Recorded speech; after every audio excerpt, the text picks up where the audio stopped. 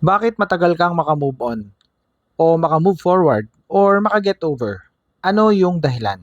Meron akong nakikitang dalawang dahilan dito. Una, kaya ka nahihirapan at kaya nagtatagal ang iyong pag-move forward or pag-move on ay dahil sa malalim ang iyong koneksyon sa iyong ex. So, ibig sabihin, malalim yung inyong pinagsamahan. Kung malalim ang inyong pinagsamahan, malamang ito ay punong-puno ng memories, good and bad memories. Punong-puno ito ng challenges, punong-puno ito ng struggles, punong-puno ng pagsubok. At ito ay inyong dalawang tinahak. Magkasama kayo.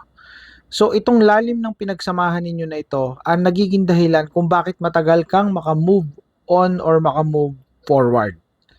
Ngayon, matatanong mo sa sarili mo o matatanong mo din sa akin kung sakali, no? Kasi maraming mga nagme-message sa akin ng ganito ang question.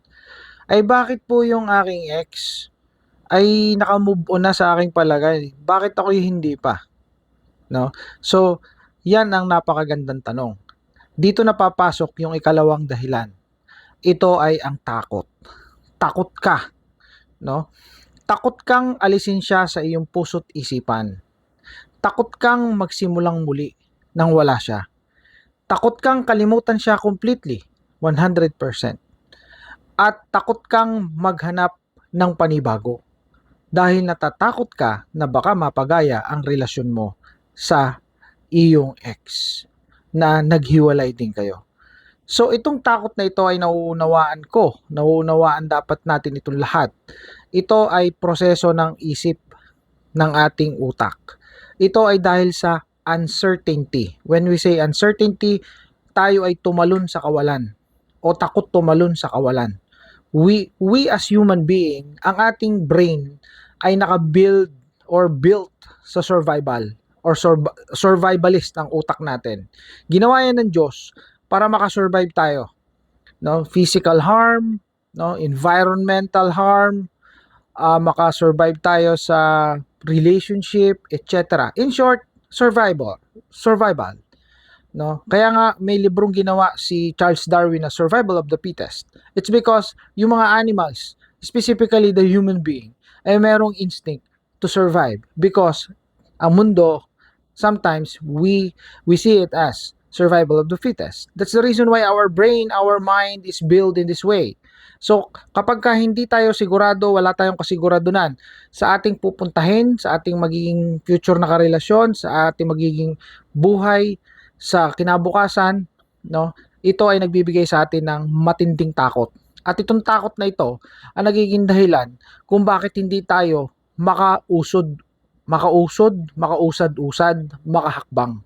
Nandito pa rin tayo. Nandito pa rin kayo. 4 na taon na, 5 taon na, hindi ka pa rin nagjojowa. Hindi ka pa rin makamove forward, makamove on. Ini-stalk mo pa rin ang iyong ex. At ang masama nito ay kung may asawa na ang iyong ex, pupwede kang maging kabit ng iyong ex. Bakit? Hindi ka nag-move on sa kanya. Ayaw mo mag-move on sa kanya. Kaya ang ending, ikaw ay naging kabit.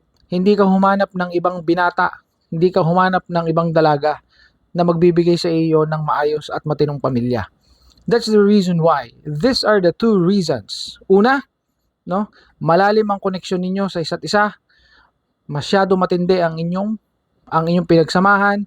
Pangalawa, ikaw ay takot. Yung iyong ex hindi natakot. Kaya kahit malalim ang inyong pinagsamahan, siya ay sumubok dahil siya ay naging matapang.